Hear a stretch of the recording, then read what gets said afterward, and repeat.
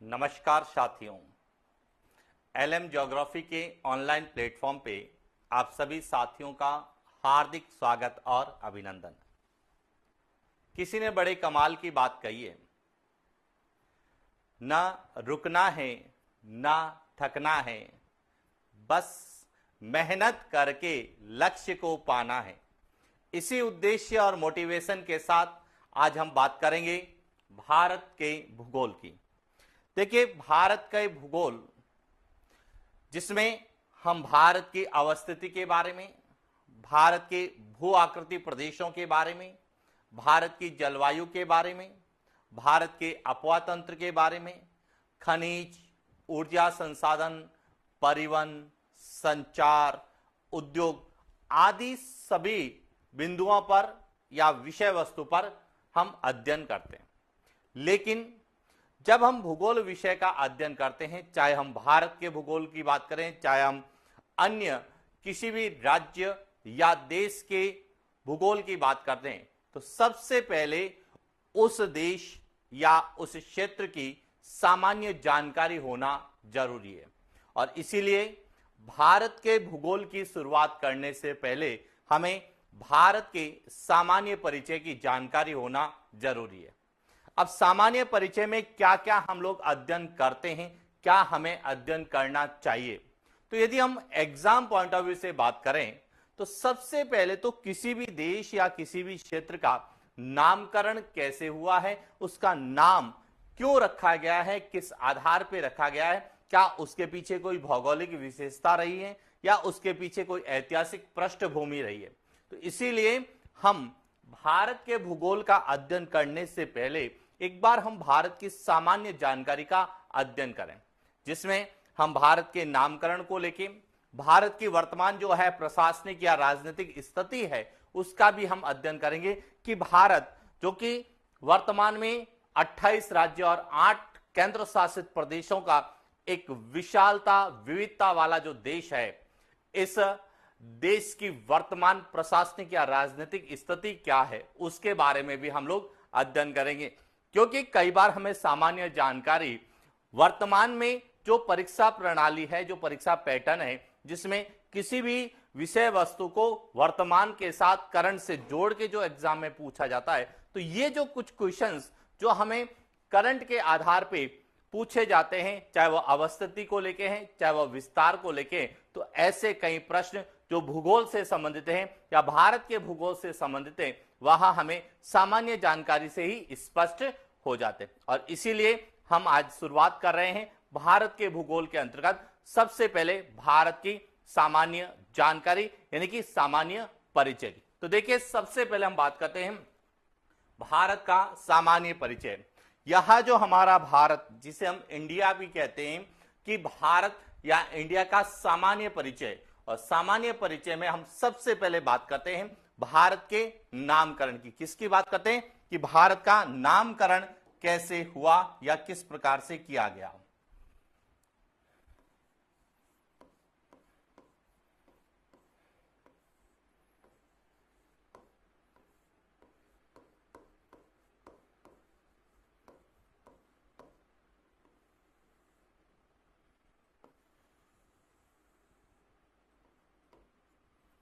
अब देखिए, प्राचीन काल से हम लोग शुरुआत करते हैं, क्योंकि सामान्य जानकारी में हम ऐतिहासिक पृष्ठभूमि, राजनीतिक पृष्ठभूमि, वर्तमान जो विषय वस्तु है उसको आधार बना के हम लोग अध्ययन करेंगे। तो इसीलिए हम यदि भारत के नामकरण की बात करें तो सबसे पहले हम प्राचीन काल से शुरू करते हैं कि प्राचीन काल में भारत को क्या कहा जाता। तो भारत जो है वह ऐतिहासिक दृष्टि से एक बात करें तो आर्यों का निवास क्षेत्र था, और इसीलिए भारत को प्राचीन काल में आर्यावर्त कहा जाता था। क्या कहा जाता? आर्यावर्त कहा जाता था।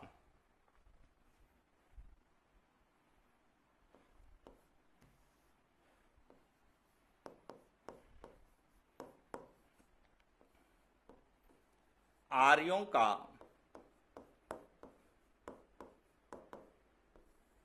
निवास क्षेत्र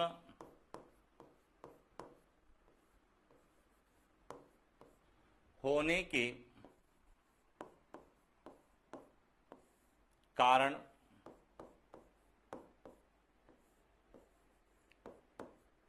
भारत को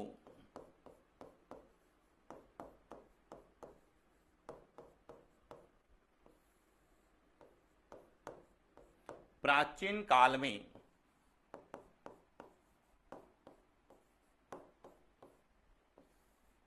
आर्यावर्त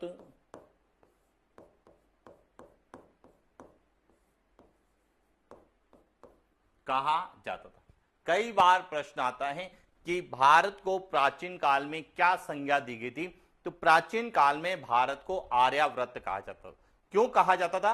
क्योंकि यह आर्यों का निवास क्षेत्र है। और जब हम इतिहास में पढ़ते हैं तो कई बार हमें यह भी पढ़ने को मिलता है कि भारत आर्यों का मूल स्थान है। लेकिन कई जो है इतिहासकारों ने यह कहा कि आर्य बाहर से आए, चाहे आर्य बाहर से आए चाहे आर्य भारत के मूल निवासी हैं, लेकिन प्राचीन काल में आर्यों का निवास क्षेत्र होने के कारण भारत को आर्यावर्त कहा जाता था। क्लियर हो गया? लेकिन प्रश्न है कि वर्तमान में जिसे हम भारत कहते हैं, तो भारत शब्द का सबसे पहले प्रयोग कहां हुआ है या भारत शब्द का सबसे पहले उल्लेख कहां किया गया है? तो देखिए, भारत शब्द का सबसे पहला उल्लेख पुराणों के अंतर्गत किया गया है। और पुराणों में जो हमारा वायु पुराण है, वायु पुराण में सर्वप्रथम भारत शब्द का उल्लेख मिलता है।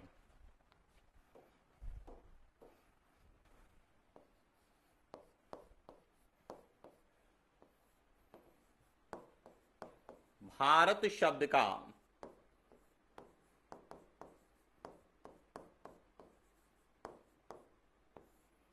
सर्वप्रथम उल्लेख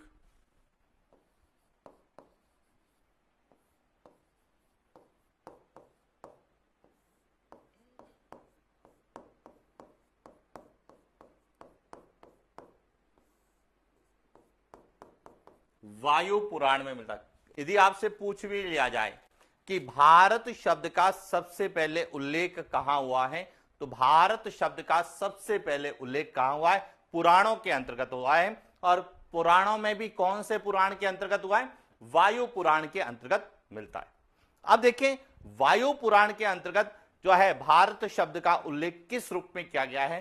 तो देखिए, वायु पुराण के अनुसार राजा दुष्यंत और शकुंतला का एक पुत्र था जिसका नाम था भरत, और भरत के नाम पर ही इस भूभाग को क्या कहा जाता था? भारत कहा जाता था। क्योंकि हमें हर एक प्रश्न में भी जो भी हम पढ़ें उसका हमें कारण पता होना चाहिए, और यदि हमें कारण या कॉन्सेप्ट पता है तो हमें हर चीज याद करने की या रटने की जरूरत नहीं है। अब आपको यह क्लियर हो गया कि भारत को आर्यावर्त क्यों कहते थे? क्योंकि भारत आर्यों का निवास क्षेत्र रहा है। और भारत शब्द का सबसे पहले उल्लेख कहां मिलता है? वायु पुराण में मिलता है। क्यों मिलता है? क्योंकि वायु पुराण में कहा गया है कि राजा दुष्यंत और शकुंतला का एक पुत्र था जिसका नाम था भरत, और भरत के नाम पर ही इस पूरे भूभाग को क्या कहा जाता था? भारत कहा जाता था। तो देखिए, वायु पुराण के अनुसार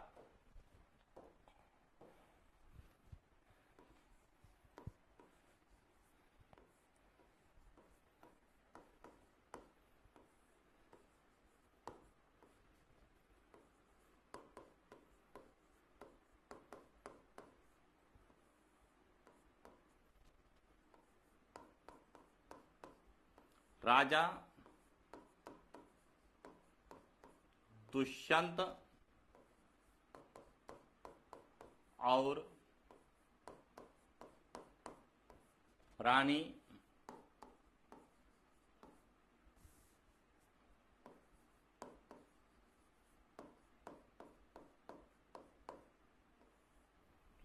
शकुंतला के पुत्र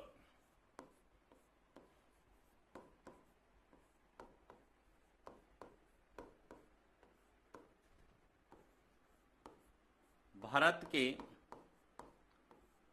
नाम पर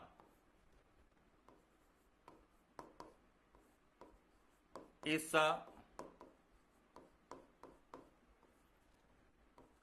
भूभाग को भारत कहा गया। और यही कारण है कि भारत शब्द का सर्वप्रथम उल्लेख कहां मिलता है? वायु पुराण में मिलता है। क्लियर हो गया? लेकिन वायु पुराण के अलावा ऋग्वेद में भी भारत शब्द का प्रयोग हुआ है, यानी कि ऋग्वेद काल में भी इस भूभाग को क्या कहा जाता था? भारत कहा जाता था। क्यों कहा जाता था?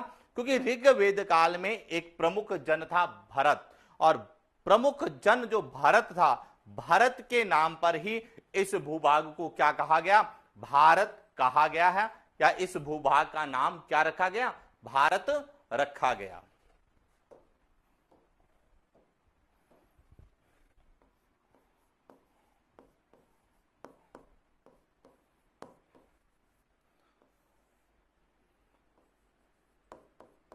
ऋग्वेदिक काल में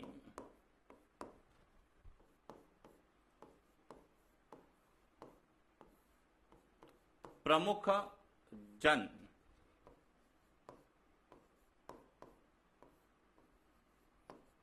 भारत के कारण इस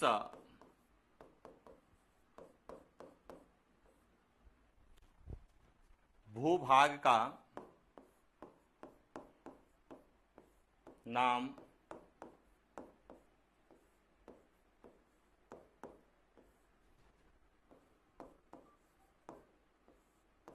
भारत रखा गया। यह भी क्लियर हो गया? यानी कि वायु पुराण में भी भारत शब्द का उल्लेख मिलता है, लेकिन वहां पर एक राजा के नाम पे भारत रखा गया था, जबकि ऋग्वेद काल में जो भारत रखा गया था उसके पीछे कारण था प्रमुख जन, कि ऋग्वेद काल में 5 प्रमुख जन थे। उन प्रमुख जनों में एक जन कौन सा था? भारत था, और भारत के कारण ही इस भूभाग का नाम क्या रखा गया? भारत रखा गया। क्लियर हो गया? इसके बाद यदि हम बात करें बौद्ध काल की, तो बौद्ध काल में भारत को जम्बू द्वीप की संज्ञा दी गई थी। क्या दी गई थी? जम्बू द्वीप की।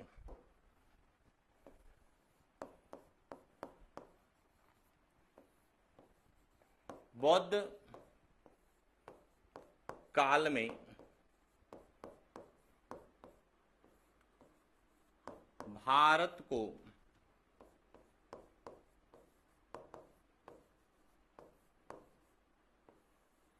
जम्बू द्वीप की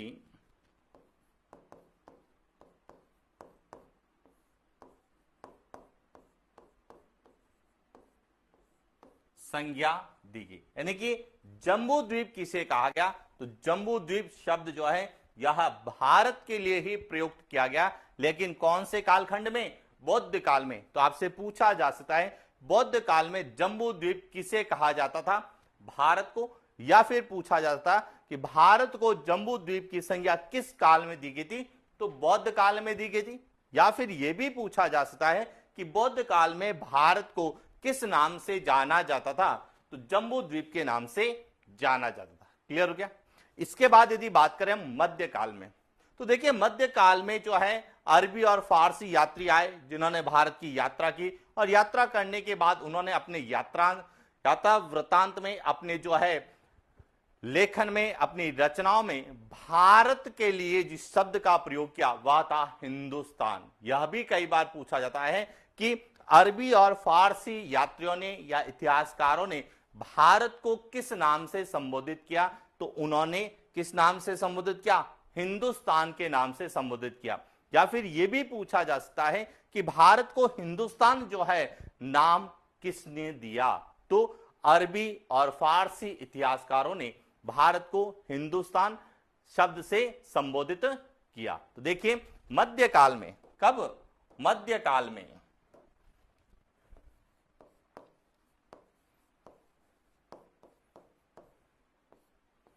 मध्यकाल में फारसी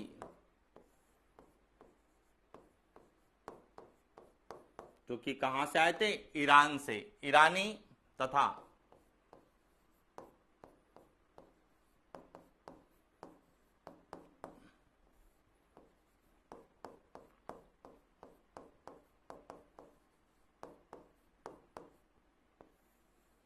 अरबी इतिहासकारों ने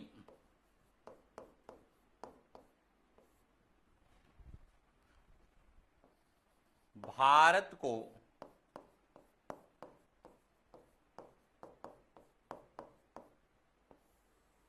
हिंदुस्तान के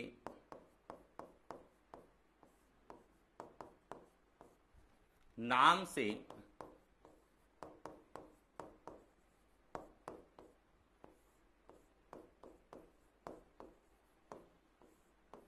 संबोधित किया। यानी कि मध्यकाल में भारत को क्या कहा जाता था? हिंदुस्तान कहा जाता था। और किसके द्वारा कहा गया? अरबी और फारसी यात्री जो भारत आए और भारत में जो उन्होंने अपनी रचनाएं लिखी। अब प्रश्न आता है कि इसका नाम हिंदुस्तान क्यों रखा गया? तो इसके पीछे भी कारण है, वह है भौगोलिक कारण कि अरबी और फारसी यात्री या जो इतिहासकार थे उन्होंने सिंधु नदी को हिंद नदी कहा और हिंद नदी के आसपास का क्षेत्र या हिंद नदी के पूर्व का भाग क्या कहलाया? हिंदुस्तान कहलाया। तो इसीलिए ध्यान रखना, मध्यकाल में फारसी या अरबी इतिहासकारों ने जो इसे हिंदुस्तान नाम दिया वह एक धर्म विशेष के नाम पे नहीं है, बल्कि एक भौगोलिक एक नदी के नाम पे इन्होंने क्या कहा? हिंदुस्तान कहा।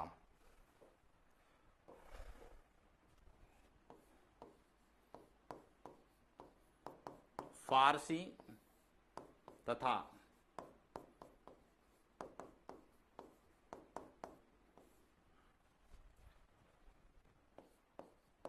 अरबी लोग सिंधु नदी को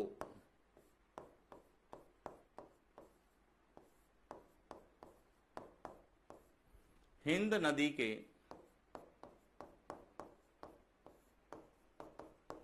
नाम से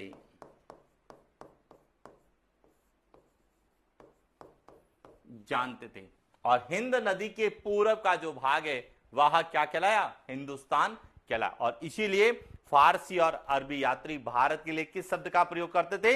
हिंदुस्तान शब्द का प्रयोग करते थे। क्लियर हो गया? इसके बाद यूनानी और रोमन इतिहासकार भी आए और यूनानी और रोमन इतिहासकारों ने भारत के लिए इंडिया शब्द का उल्लेख किया। क्योंकि जब हम भारत के इतिहास संविधान का उल्लेख पढ़ते हैं या भारत के संविधान को जब हम पढ़ते हैं तो वहां पे भारत के संविधान में दो नाम स्वीकृत है, एक भारत और दूसरा इंडिया। तो जो भारत है इसको तो हम जोड़ते हैं किससे? प्राचीन काल से, कि वायु पुराण में या ऋग्वेद काल में इसे भारत कहा जाता था। लेकिन जो इंडिया शब्द है यह शब्द यूनानी और रोमन इतिहासकारों ने दिया। तो इसीलिए पूछा जा सकता है कि भारत को इंडिया किसने नाम कहा?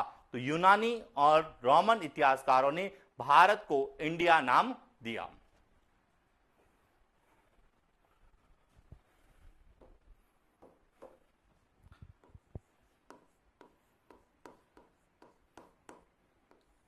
यूनानी तथा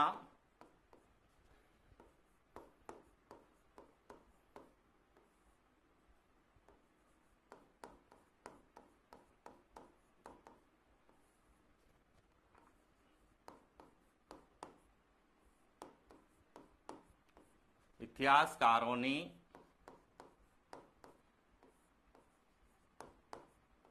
भारत को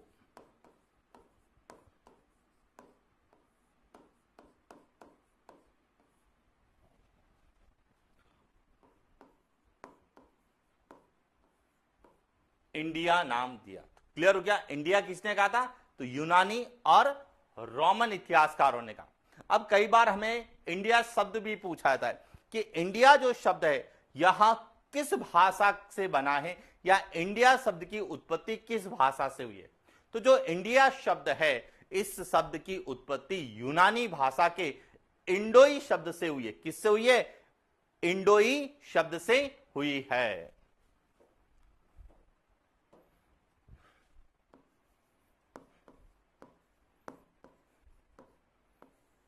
इंडिया शब्द की उत्पत्ति यूनानी या ग्रीक भाषा के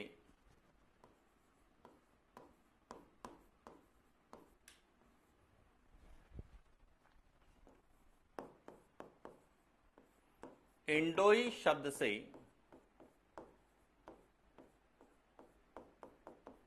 किस हुई है? इंडोई शब्द से हुई है। क्लियर हो गया? लेकिन रोमन इतिहासकारों ने इसे भारत या को इंडिया क्यों कहा? तो इसके पीछे है कि रोमन वासी जो है सिंधु नदी को इंडस नदी के नाम से जानते थे। किस नाम से जानते थे? इंडस। और सिंधु यानी जो इंडस नदी थी, इसके पूरब का जो पूरा क्षेत्र था उसे क्या नाम दिया गया? इंडिया नाम दिया गया। तो अब यह भी क्लियर होना चाहिए कि यूनानी लोगों ने जो है इसको इंडिया कहा, इसके पीछे कारण क्या था? इंडोई शब्द था। इंडोई शब्द से जो है इंडिया बनाए। यह कौन कहते हैं? यह यूनानी या ग्रीक लोग कहते हैं। लेकिन रोमनवासी ने इसको इंडिया क्यों कहा? इसके पीछे कारण क्या है?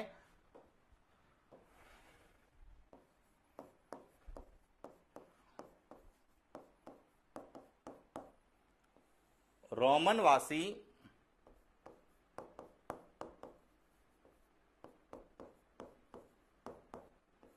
सिंधु नदी को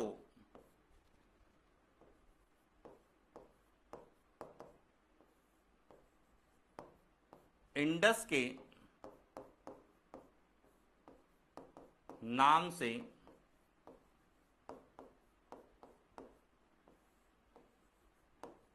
पुकारते थे। किस नाम से पुकारते थे? इंडस। और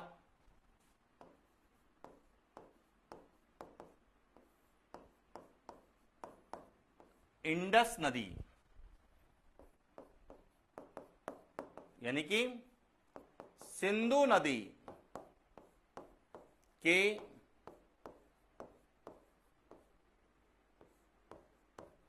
पूर्व में स्थित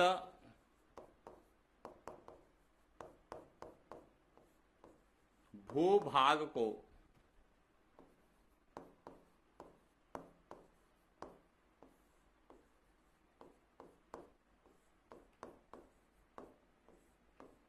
इंडिया कहा गया। क्लियर हो गया? तो इसीलिए इंडिया जो शब्द है यह भी एक तरह से भूगोल की ही देन है कि रोमनवासी सिंधु नदी को इंडस नदी कहते थे और इंडस नदी के जो पूरब का जो भाग था वह भूभाग क्या कहलाया? इंडिया कहलाया। और इसीलिए भारतीय संविधान में भारत के दो नाम स्वीकृत किए, एक भारत और दूसरा कौन सा है? इंडिया। यह भी कई बार पूछा जाता है कि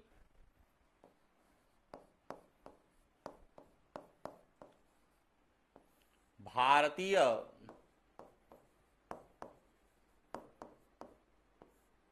संविधान में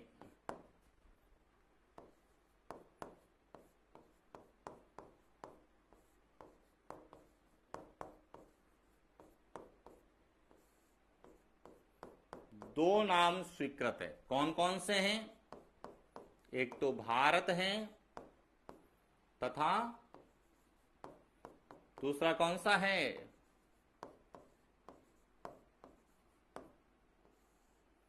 इंडिया। अब आपको यह पूरा क्लियर हो गया कि भारत को संविधान में भारत या इंडिया क्यों कहा गया, इसके पीछे क्या कारण थे। क्लियर हो गए? कोई डाउट नहीं होना चाहिए। लेकिन कई बार हम जब एनसीईआरटी की किताबें या भूगोल विषय की किताबों का अध्ययन करते हैं तो एक बहुत बार प्रश्न आता है कि भारत को भारतीय उपमहाद्वीप की भी संज्ञा दी गई है। तो आपको यह पता होना चाहिए कि भारत को भारतीय उपमहाद्वीप क्यों कहा जाता है। क्लियर? तो देखिए, भारत को भारतीय उपमहाद्वीप क्यों कहा जाता है यह भी क्लियर होना चाहिए।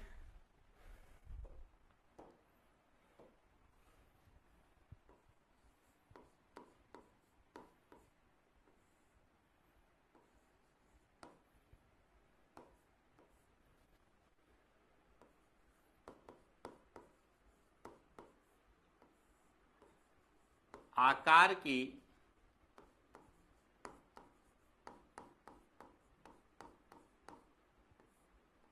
विशालता एवं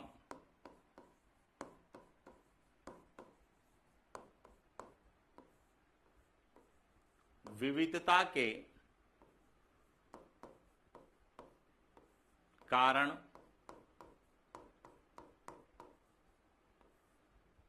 भारतीय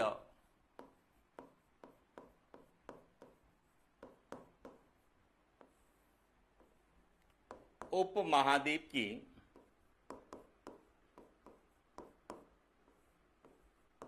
संज्ञा, यह भी कई बार आता है कि भारत को भारतीय उपमहाद्वीप कहा जाता है, तो इसके पीछे कारण कौन सा है? इसके पीछे कारण है भारत के आकार की क्या है? विशालता, और दूसरी क्या है? विविधता। तो अब जब भारत का आकार और विशाल है, विविधता है, इसलिए हम भारतीय उपमहाद्वीप कहते हैं। तो प्रश्न यहां से एक और बनता है कि भारतीय उपमहाद्वीप में किस किस को शामिल करते हैं। तो देखिए, भारतीय उपमहाद्वीप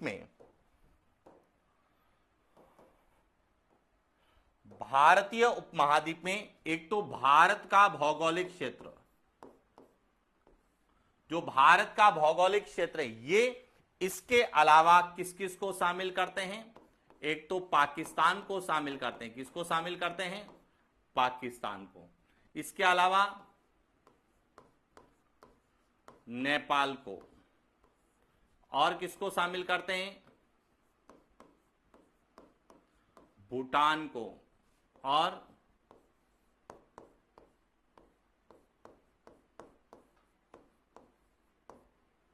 बांग्लादेश, और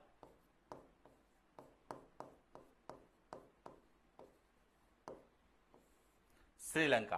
यानी भारत का भौगोलिक क्षेत्र, इसके अलावा पाकिस्तान, नेपाल, भूटान, बांग्लादेश और श्रीलंका, यह पूरा जो भौगोलिक क्षेत्र है, जो कि आकार में विशाल है और विविधता लिए हुए हैं, इसीलिए इस पूरे क्षेत्र को क्या कहा जाता है? भारतीय उपमहाद्वीप कहा जाता है। तो यह भी पता होना चाहिए कि भारतीय उपमहाद्वीप में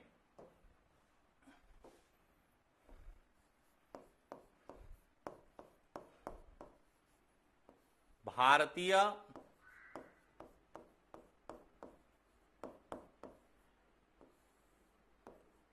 उपमहाद्वीप में भारत के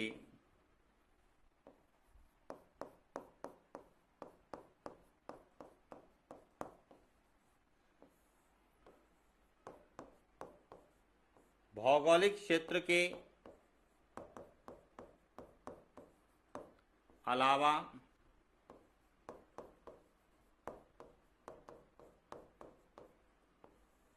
पाकिस्तान, नेपाल, भूटान,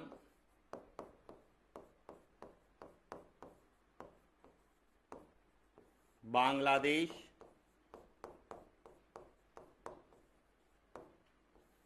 श्रीलंका को आदि को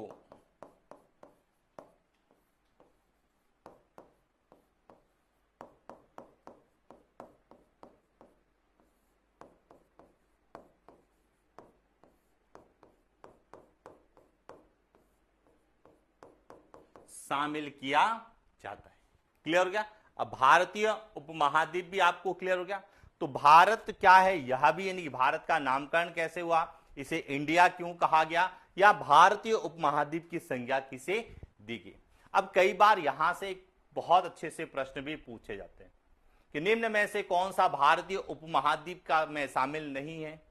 तो देखिए, हमें भारतीय उपमहाद्वीप में जब भी पूछे जाए, पाकिस्तान, नेपाल, भूटान, भारत, बांग्लादेश और श्रीलंका, यह भारतीय उपमहाद्वीप के भाग हैं। अब यहां से एक और प्रश्न आता है, वह हमें एशिया के संदर्भ में भी पूछा जाता है, जिसे हम कहते हैं दक्षिण एशिया, कि दक्षिण एशियाई देश कौन से हैं। तो देखिए, दक्षिण एशियाई देश कि जो भारतीय उपमहाद्वीप के अलावा अफगानिस्तान और मालदीव को संयुक्त रूप से क्या कहा जाता था? दक्षिण एशिया कहा जाता था। और कई बार हमें विश्व के भूगोल में दक्षिण एशिया के संदर्भ में पूछे जाते हैं, और कई बार दक्षिण एशिया यानी विश्व के प्रमुख संगठन के जब प्रश्न आते हैं, तो दक्षिण एशिया के जो है क्षेत्रीय सहयोग संगठन के आधार पर भी प्रश्न पूछे जाते हैं। तो देखिए, बात करते हैं दक्षिण एशिया के रूप में।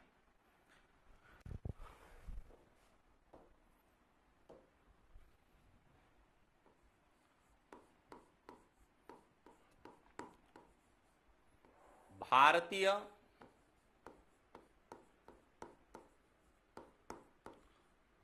उपमहाद्वीप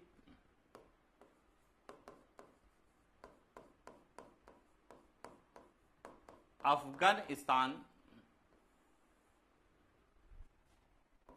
तथा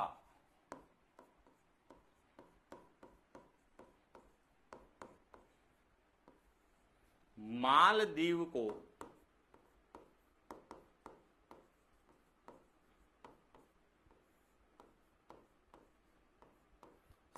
संयुक्त रूप से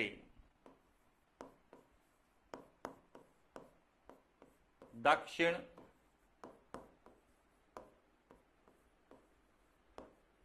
एशिया के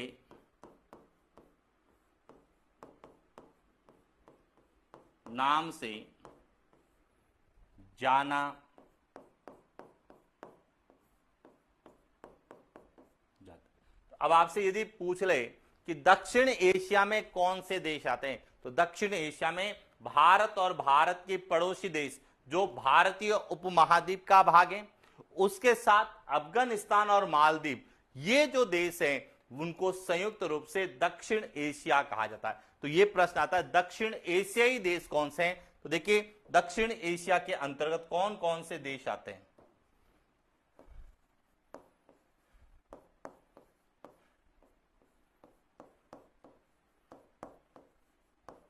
दक्षिण एशिया के अंतर्गत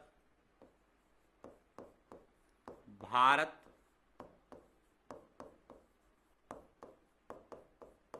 पाकिस्तान,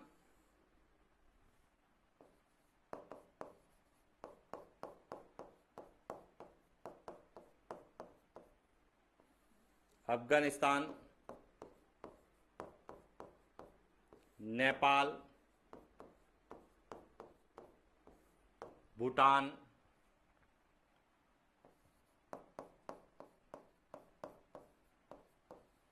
बांग्लादेश,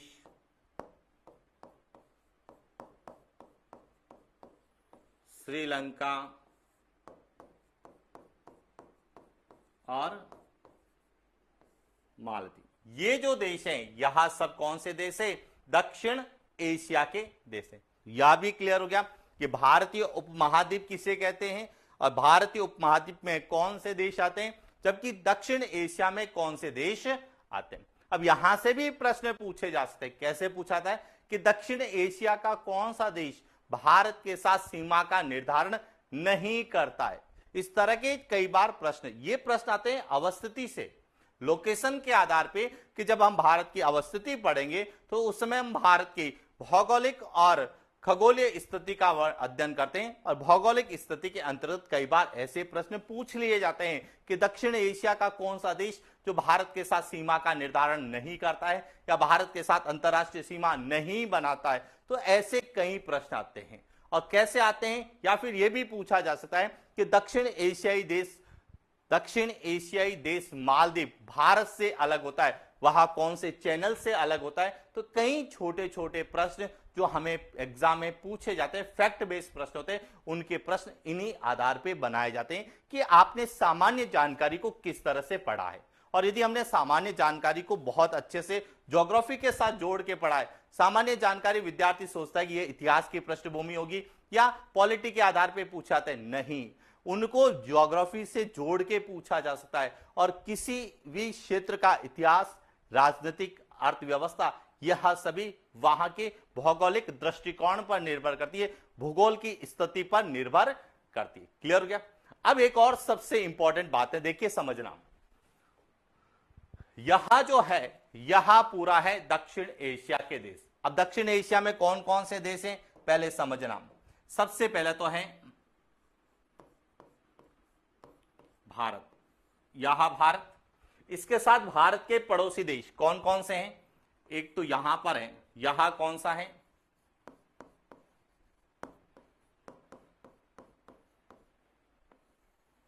पाकिस्तान, यहां है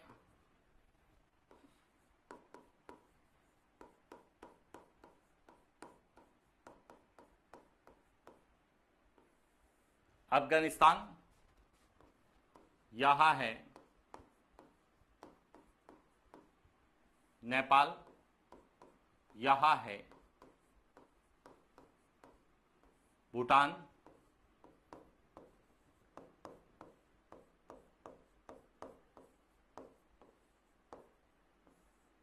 यहां है, बांग्लादेश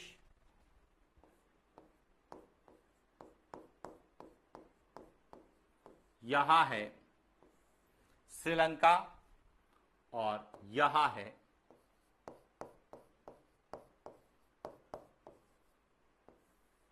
मालदीव। क्लियर हो गया? यहां सभी दक्षिण एशियाई देश कहलाते हैं। अब देखिए प्रश्न की प्रकृति को समझना के प्रश्न आता है कि दक्षिण एशिया का कौन सा देश भारत के साथ स्थलीय सीमा नहीं बनाता है। अब समझना, पाकिस्तान स्थलीय सीमा बनाता है, अफगानिस्तान सीमा बनाता है, नेपाल स्थलीय सीमा बनाता है, भूटान स्थलीय सीमा बनाता है और बांग्लादेश स्थलीय सीमा बनाता है। लेकिन श्रीलंका और मालदीव की बात करें तो यहां स्थलीय सीमा का निर्धारण नहीं करते और सामान्यतः यहां से मालदीव को विशेष रूप से पूछा जाता है। मालदीव, अफगानिस्तान, बांग्लादेश और भूटान इस तरह से नाम देते हैं। तो यह ध्यान रखना, मालदीव और श्रीलंका यहां भारत के साथ स्थलीय सीमा नहीं बनाते हैं। Point clear? इसके बाद दूसरा आता है कि भारत और श्रीलंका को अलग कौन करता है। तो आपने पढ़ा होगा कई बार, यहां जो अलग होता है उसे क्या कहा जाता है? भारत और श्रीलंका को अलग करने वाला है पाक स्टेट या पाक जल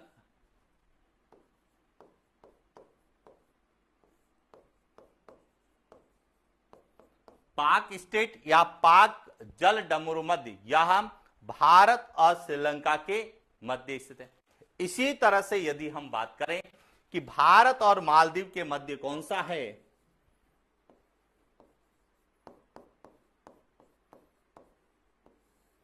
8 डिग्री चैनल या 8 अंश जल मार्ग, 8 डिग्री चैनल यह मालदीव और मिनिकॉय जो कि लक्षद्वीप है, भारत का जो भाग है उनको अलग करता है। तो भारत और मालदीव को कौन अलग करता है? 8 डिग्री चैनल अलग करता है। और यह भी प्रश्न कई बार एग्जाम में पूछा गया है कि 8 डिग्री चैनल किन दो देशों के मध्य है। तो वह भारत और मालदीव के मध्य है। और यदि हम बात करें, भारत में भी लक्षद्वीप और मालदीव के मध्य है और लक्षद्वीप में भी लक्षद्वीप का जो दक्षिणतम द्वीप है जिसे मिनिकॉय कहते हैं, मिनिकॉय और मालदीव के मध्य। हालांकि हम इनका अध्ययन जब भारत की भौगोलिक सीमाओं का अध्ययन करेंगे तो विस्तार से हम लोग इसके बारे में अध्ययन करने वाले हैं, लेकिन हमें दक्षिण एशिया के रूप में जो पूछा जा सकता है उसके बारे में चर्चा की। अब यहां से एक और इंपॉर्टेंट प्रश्न बनता है जो सामान्यतः अंतरराष्ट्रीय जहां वर्ल्ड ज्योग्राफी होती है या अंतरराष्ट्रीय संगठन के जब प्रश्न आते हैं तो वहां से भी पूछे जाते हैं। क्योंकि जब हम दक्षिण एशिया की बात करते हैं तो हमें दक्षिण एशिया के देशों में आपसी सहयोग बढ़ाने के उद्देश्य से एक संगठन की स्थापना की गई जिसे कहा जाता है दक्षिण एशियाई क्षेत्रीय सहयोग संगठन, जिसे हम शॉर्ट में दक्षिच या सार्क के नाम से भी जानते हैं। और इसीलिए सार्क के भी कई बार प्रश्न हमसे एग्जाम में पूछे जाते हैं। तो सार्क को भी हम यहां पे अध्ययन करते हैं ताकि हमें यह क्लियर हो जाए कि सार्क को भारत के भूगोल से जोड़कर किस तरह के प्रश्न पूछे जा सकते हैं। देखिए बात करते हैं सार्क की। दक्षिण एशियाई क्षेत्रीय सहयोग संगठन, जिसे शॉर्ट में कहा जाता है SAARC, SAARC, south Asian association for regional corporation, यानी कि दक्षिण एशिया के देशों में आपसी सहयोग को बढ़ाने के उद्देश्य से इस संगठन की स्थापना की गई। तो सबसे पहला प्रश्न यहां से क्या बनता है समझना कि यहां जो सार्क है इसकी स्थापना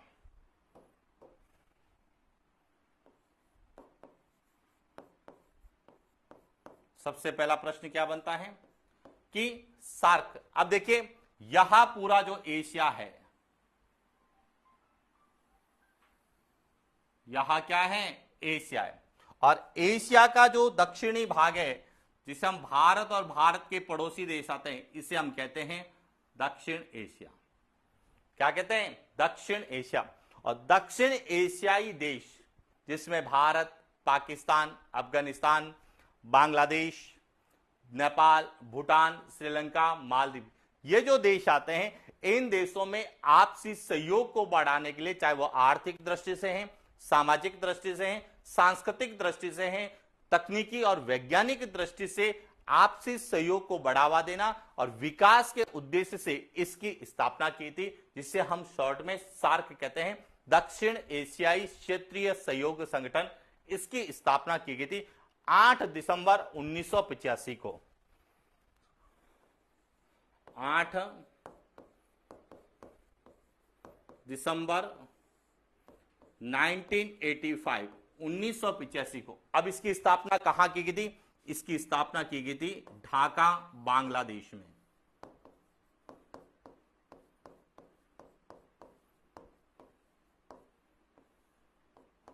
ढाका, बांग्लादेश में इसकी क्या की गई थी? स्थापना की गई थी। Point clear?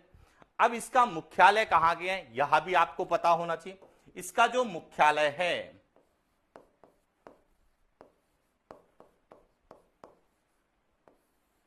इसका मुख्यालय है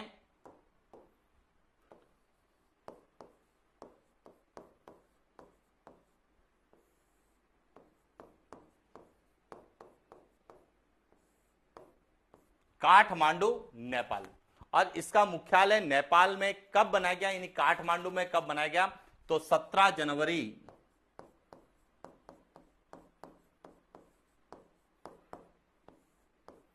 1987 को इसका मुख्यालय कहां बनाया गया था? इसका मुख्यालय बनाया गया था काठमांडू, नेपाल में। क्लियर क्या?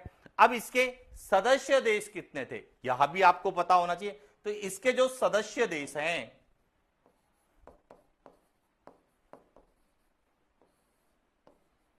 सदस्य देश, अब इसके सदस्य देश कितने हैं, यहां भी क्लियर होना चाहिए। इसके सदस्य देश हैं, वहां वर्तमान में है 8।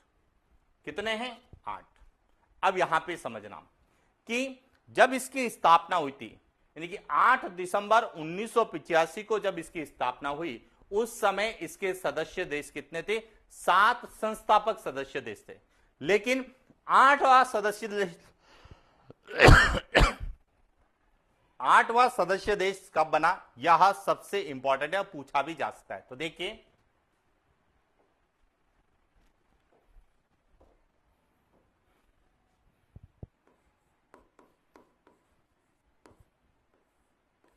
सार्क के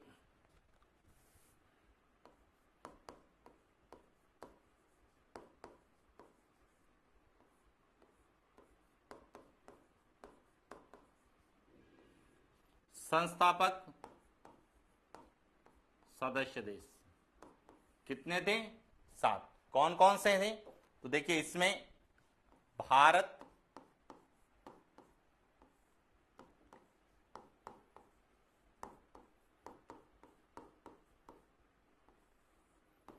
पाकिस्तान,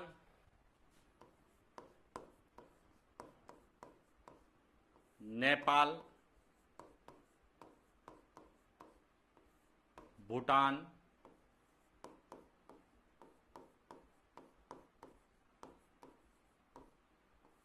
बांग्लादेश,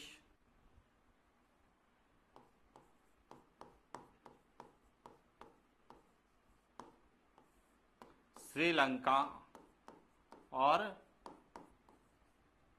मालदीव। ये जो 7 सदस्य देश थे, यह सातों ही संस्थापक सदस्य देश थे। यानी कि जब सार्क की स्थापना हुई थी 8 दिसंबर 1985 को, तब यह सभी सार्क के सदस्य देश थे, जिन्हें हम संस्थापक सदस्य देश कहते हैं। लेकिन हम कहते हैं कि वर्तमान में सार्क के कितने? 8 सदस्य देश हैं। तो प्रश्न बनता है, 8वां सदस्य देश कब जो है बना, या 8वां सदस्य देश कौन सा बना? तो देखिए,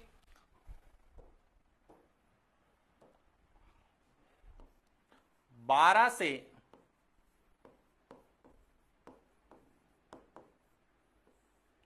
12 13 नवंबर 2005, 12 से 13 नवंबर 2005 को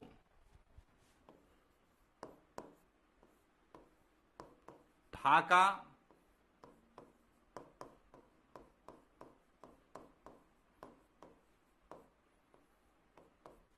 बांग्लादेश में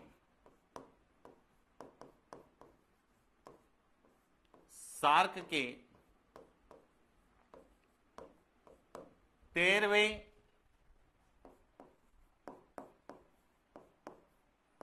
शिखर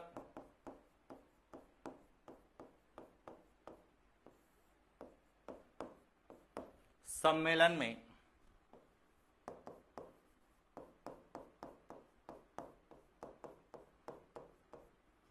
अफगानिस्तान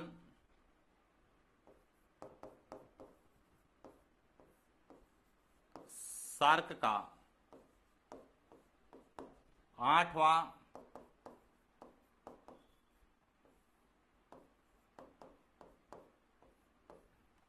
सदस्य बना। तो वर्तमान में कितने हैं? 8। क्लियर।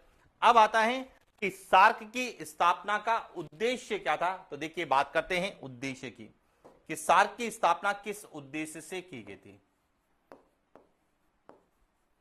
इसका उद्देश्य था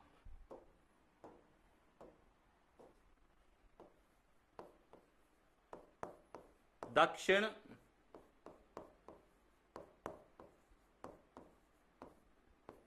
एशियाई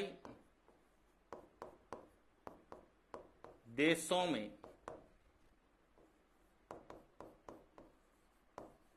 आर्थिक,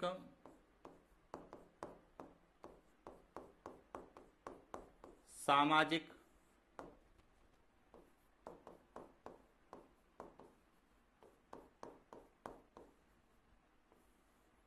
सांस्कृतिक,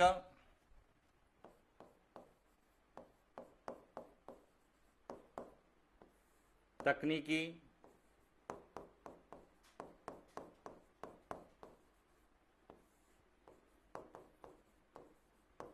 वैज्ञानिक सहयोग द्वारा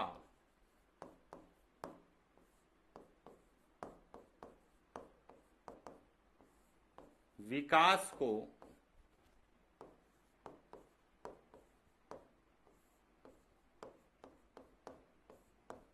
बढ़ावा देना। यह भी पता होना चाहिए कि इसका उद्देश्य क्या था। तो इसका उद्देश्य था कि जो दक्षिण एशियाई देश हैं उनमें आपस में आर्थिक, सामाजिक, सांस्कृतिक, तकनीकी और वैज्ञानिक सहयोग के द्वारा विकास को बढ़ावा देना। क्लियर हो गया। तो ये तो था सार्क, दक्षिण एशियाई क्षेत्रीय सहयोग संगठन। अब इस दक्षिण या सार्क से संबंधित कुछ संस्थाओं की भी स्थापना की गई। कहां कहां की गई उसके बारे में भी बात करते हैं। तो देखिए दक्षिण एशियाई क्षेत्रीय जो सहयोग संगठन है, इसका मुख्यालय या सचिवालय तो कहां पर है? काठमांडू में। लेकिन इसका मानक संगठन का सचिवालय कहां है, जो सबसे ज्यादा स्टूडेंटों को एग्जाम में पूछा था। तो अब समझना,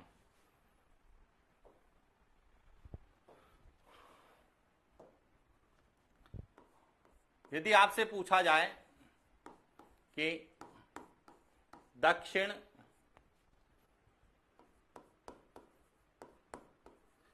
एशियाई क्षेत्रीय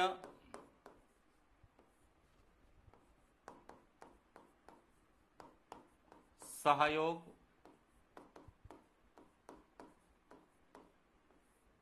संगठन का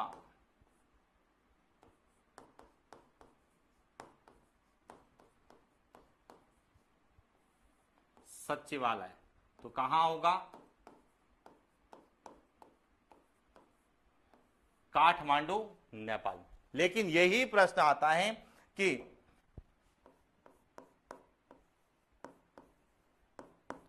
दक्षिण एशियाई क्षेत्रीय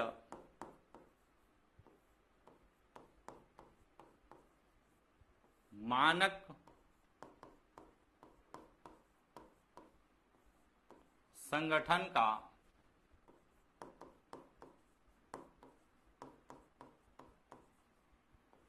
सचिवालय। तो यह है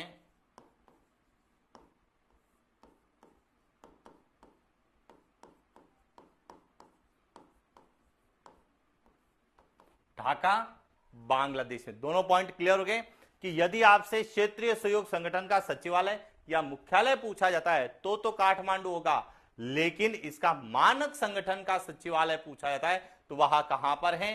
ढाका, बांग्लादेश में। लेकिन आपसे यह भी पूछा जा सकता है दक्षिण एशियाई यूनिवर्सिटी विश्वविद्यालय कहां पर है? तो देखिए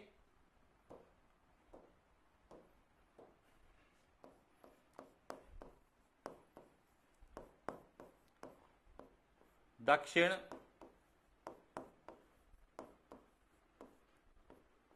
एशियाई विश्वविद्यालय,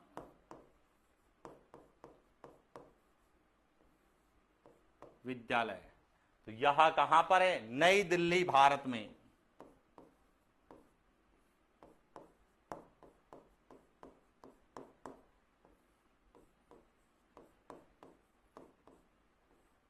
नई दिल्ली, भारत में। क्लियर हो गया?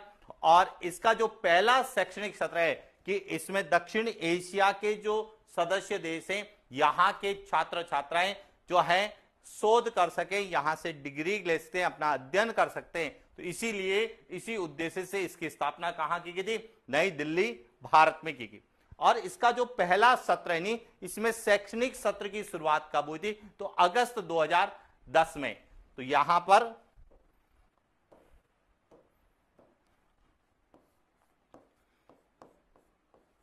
प्रथम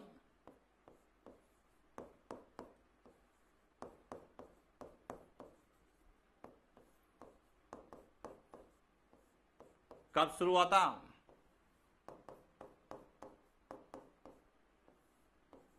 अगस्त 2010 में यहां पर प्रथम शैक्षणिक सत्र की शुरुआत हुई थी। और प्रथम शैक्षणिक सत्र के अंतर्गत अर्थशास्त्र और कंप्यूटर में स्नातकोत्तर यानी कि एमए की शैक्षणिक कार्यक्रम प्रारंभ हुआ था। यानी कि प्रथम शैक्षणिक सत्र में अर्थशास्त्र तथा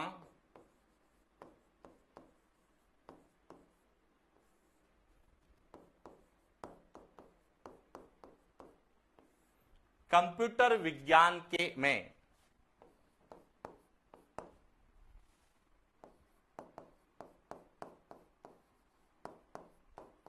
स्नातकोत्तर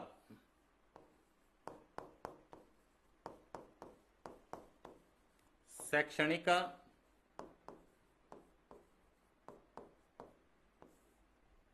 कार्यक्रम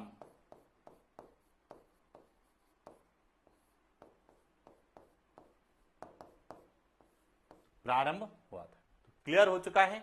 तो ये तो था पूरा पूरा हमारा जो है भारत का सामान्य परिचय, यानी कि भूगोल के अंतर्गत भारत का सामान्य परिचय, और सामान्य परिचय के अंतर्गत भारत का नामकरण कैसे हुआ, और भारत के पड़ोसी देशों को संयुक्त रूप से क्या कहा जाता है, और यहां के जो विकास के लिए कौन सा अंतरराष्ट्रीय संगठन कार्य करता है। क्लियर हो गया?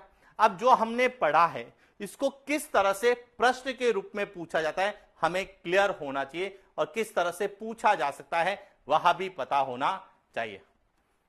देखिए प्रश्नों की बात करें कि जो हम पढ़ते हैं, क्योंकि हमें सफलता सुनिश्चित करनी है, हम केवल कोर्स पूरा करने या सिलेबस के लिए नहीं पढ़ रहे हैं, हमें मंजिल तक पहुंचना है, और जो भी चीज हम पढ़ें उसको किस तरह से एग्जाम में पूछा जा सकता है उस तरीके से भी हमें अध्ययन करना है। देखिए हमने जो भारत के नामकरण और भारत के पड़ोसी देश जिसे हम भारतीय उपमहाद्वीप या दक्षिण एशिया के रूप में जानते हैं उसको किस तरह से पूछा जा सकता है। तो देखिए किस तरह से प्रश्न बनते हैं। सबसे पहला प्रश्न बनता है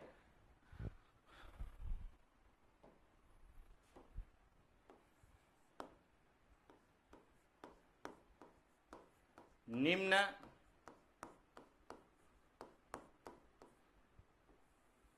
लिखित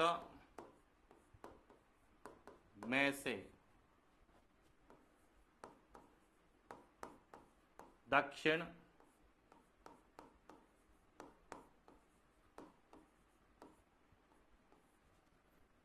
एशियाई देश जो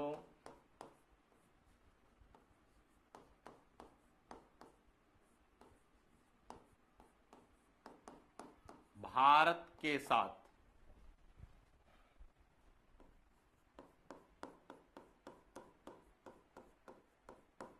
भौगोलिक या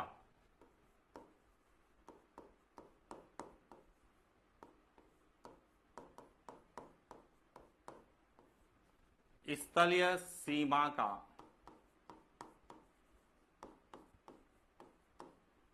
निर्धारण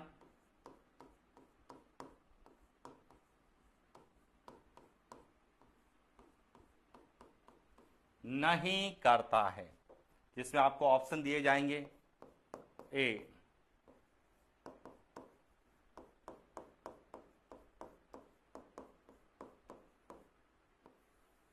अफगानिस्तान, बी भूटान, सी म्यांमार, डी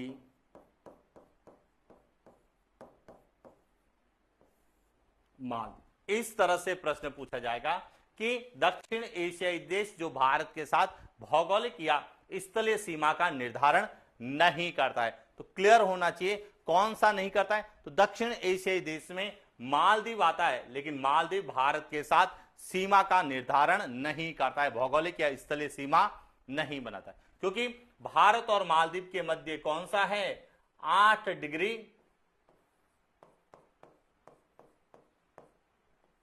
चैनल, जिसे 8 अंश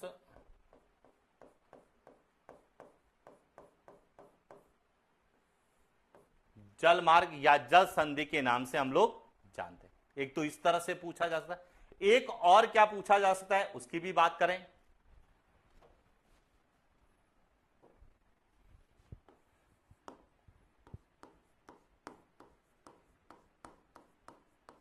निम्न में से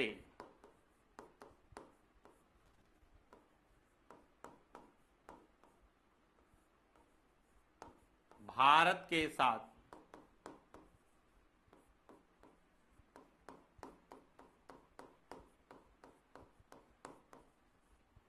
भौगोलिक या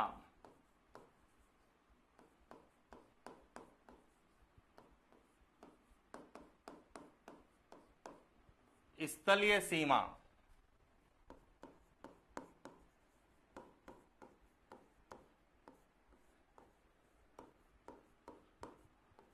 करने वाला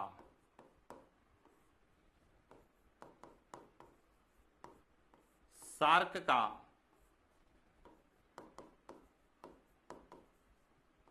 सदस्य देश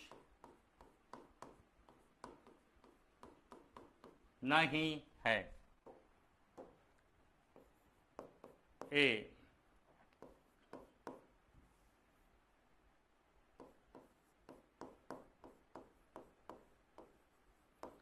श्रीलंका, बी अफगानिस्तान, सी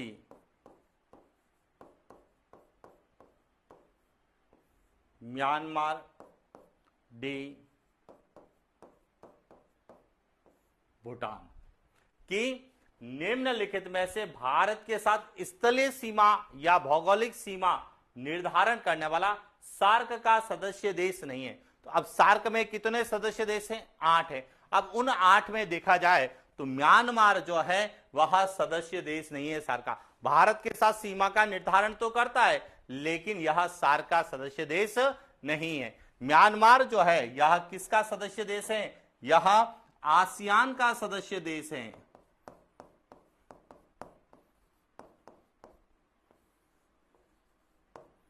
आसियान का